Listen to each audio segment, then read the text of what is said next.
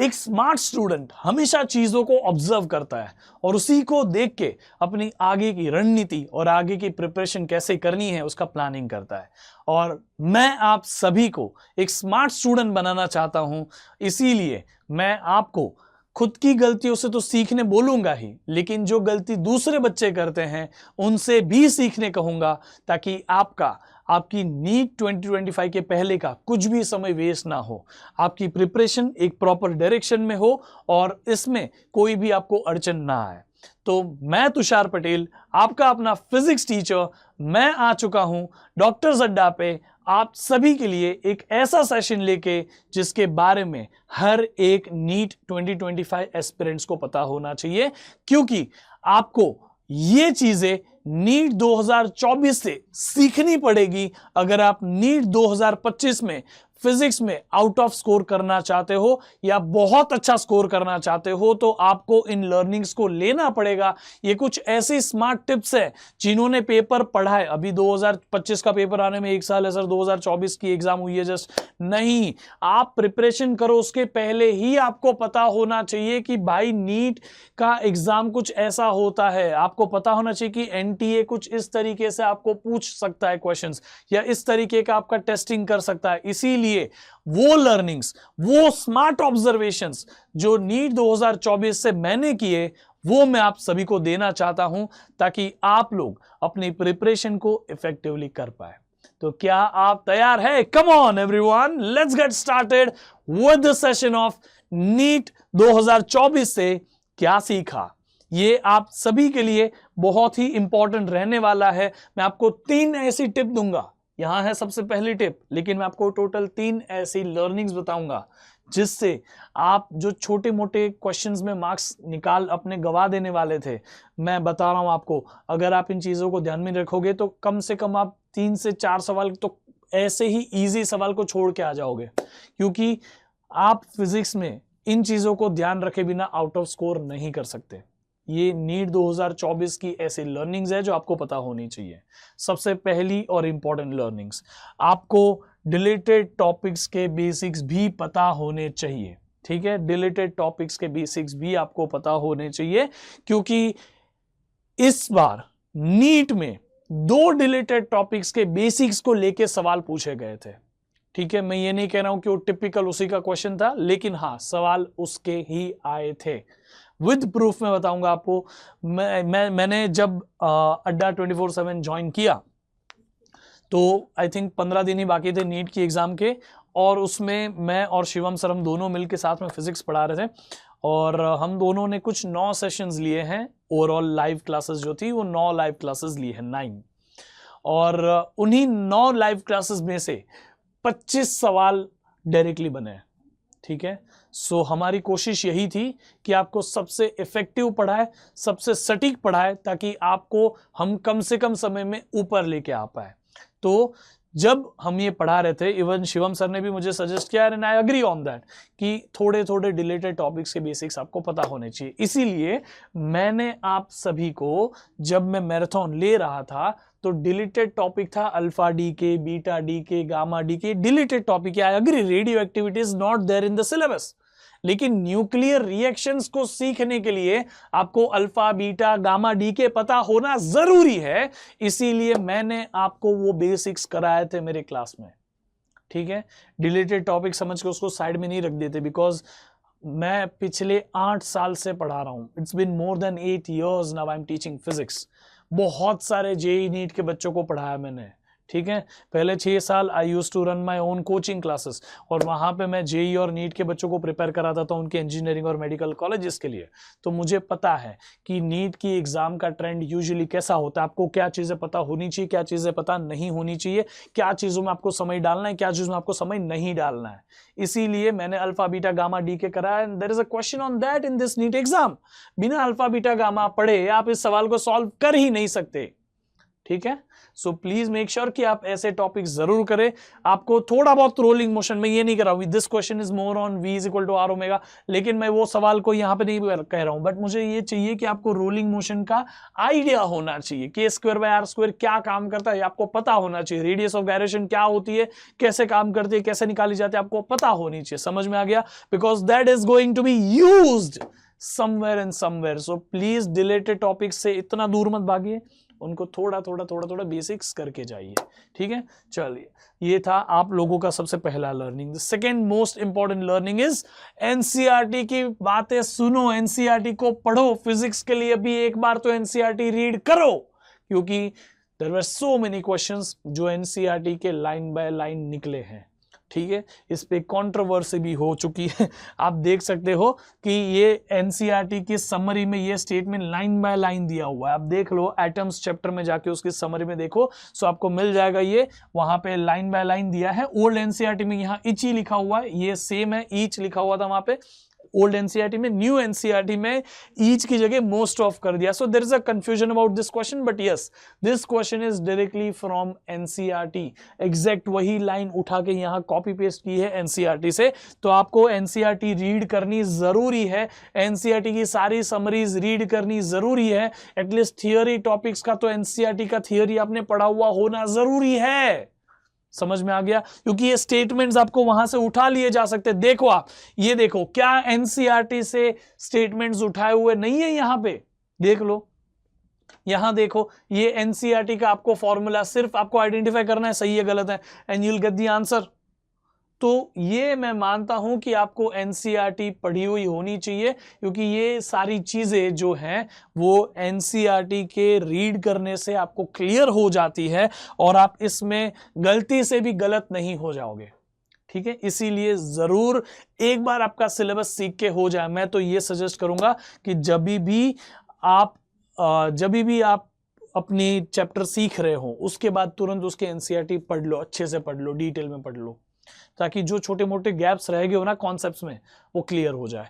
Please make sure. ये देखो NCERT की तो सारी लाइंस है यार, एनसीईआरटी की ही सारी लाइंस है, ये पता होनी चाहिए, आपने पढ़ी हुई होनी चाहिए। ये देखो, ये क्या एनसीईआरटी के इलेक्ट्रोमैग्नेटिक वेव्स में सब नहीं लिखा हुआ है, रीड इट आउट, आपको खुद पता चलेगा कि इतने सारे सवाल सिर्फ एनसीईआरटी पढ़ने से आपके बन सकते हैं। ये सब कुछ this all the questions can be easily solved if you read NCERT, ठीक है।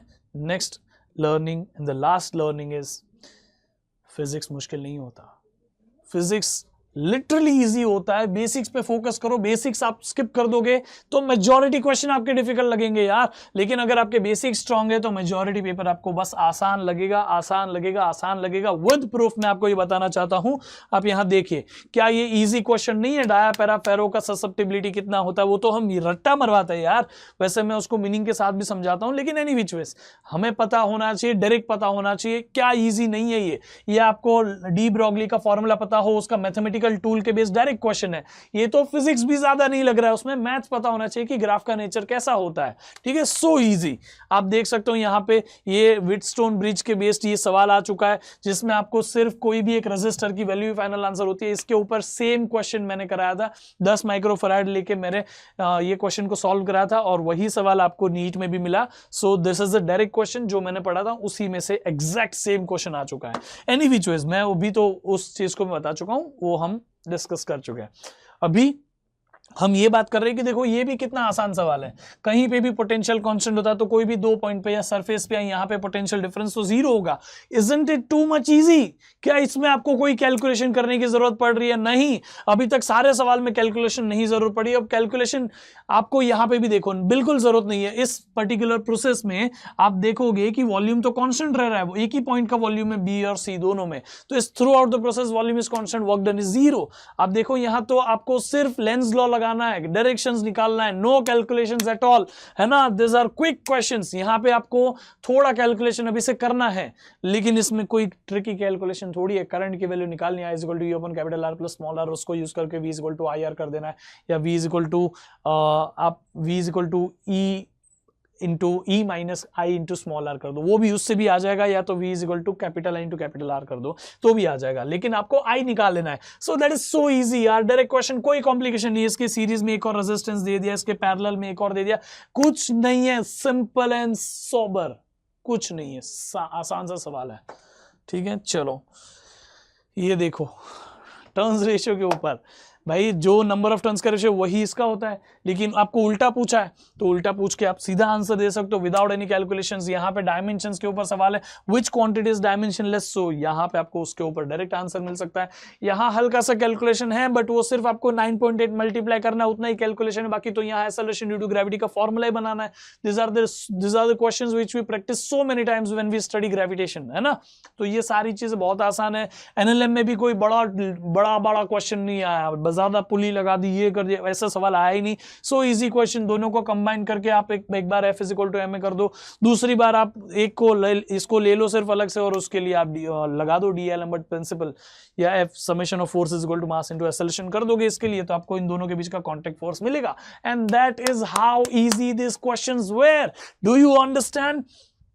Simple formula, magnetic field at the centre of the turn, number of turns ये है, इसके सेंटर पे क्या होता है, बोलो formula. Yes you know this right, उसको कैलकुलेशन करके रख देना है आंसर में। सिंपल एक ही फॉर्मूला, आपको इजी वाला पता होना चाहिए, कैलकुलेशन करके आंसर रखना है। फिर ये देखिए, आपको सिर्फ इक्वेशन कंपेयर करनी है, इसमें कुछ क्रिटिकल है भी क्या, आपको यहाँ पे सिर्फ और सिर्फ ये इक्वेशन को कंपेयर करना है, एम्पलीट्यूड और ओमेगा को कंपेयर करो, you will get the answer. It is as simple as that. क्या इजी क्वेश्चंस पूछे गए, साउंड वेव्स में तो एक भी सवाल नहीं पूछा गया, वो ऑर्गन पाइप वाला, वो स्ट्रिंग वाला, नथिंग।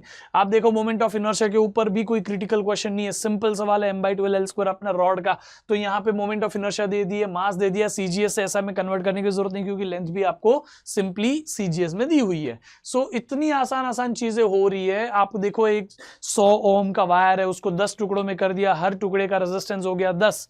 अब उस में आपके 10 टुकड़े, उसमें से 5 टुकड़े को आपने सीरीज में कनेक्ट कर दिया तो उसका आंसर आ गया 50, और 5 टुकड़े को आपने पैरेलल में कनेक्ट कर दिया, उसका आंसर आ गया 2, क्योंकि वहां पे 10 पैरेलल कर दिया 5 बार, तो 10 डिवाइडेड बाय 5 गिव्स यू 2, तो ये 50 और ये 2 वाले दोनों आपस में सीरीज में कर दिए, 50 + 2 52 हो गए ना आंसर। सिंपल, कोई क्रिटिकल आपको रेजिस्टेंस ग्रुपिंग नहीं दिया।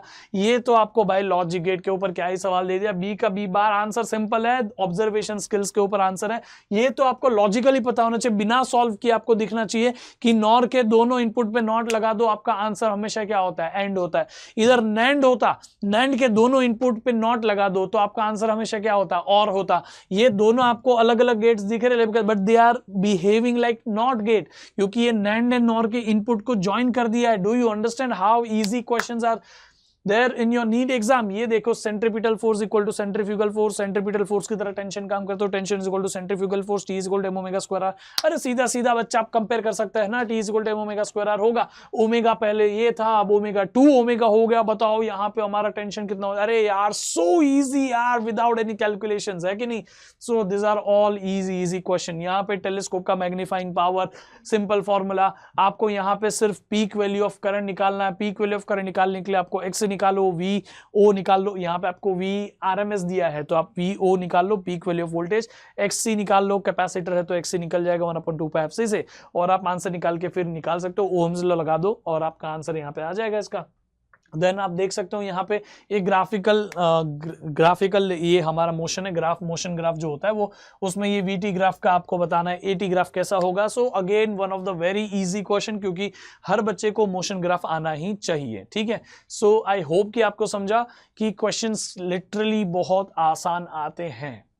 ये जितना भी क्वेश्चन आप देखोगे यहाँ पे कुछ 39th स्लाइड पे है, हम 39th, उसमें से 4 स्लाइड आई थिंक हटा देते हैं, तो 35 क्वेश्चंस मैंने आपको ऑलरेडी बता दिए कि 35 सवाल, 35 क्वेश्चंस, 45 क्वेश्चंस आपको इन टोटल अटेम्प्ट करने होते हैं, उसमें से 10 हटा दिए, 35 क्वेश्चंस तो मैंने आपको आज बता दिए, इजी क्वेश्चंस है ना सारे।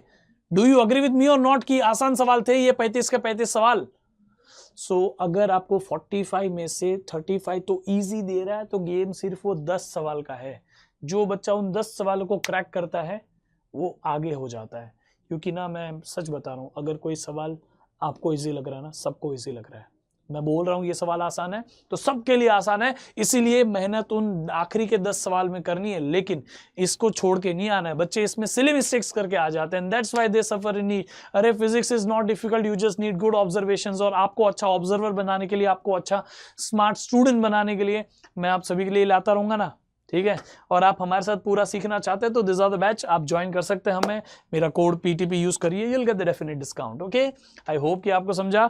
बाकी मैं आप सभी को एक छोटे से टिप देना चाहता हूं before you go away, don't worry, be happy, bye bye, see you and take care.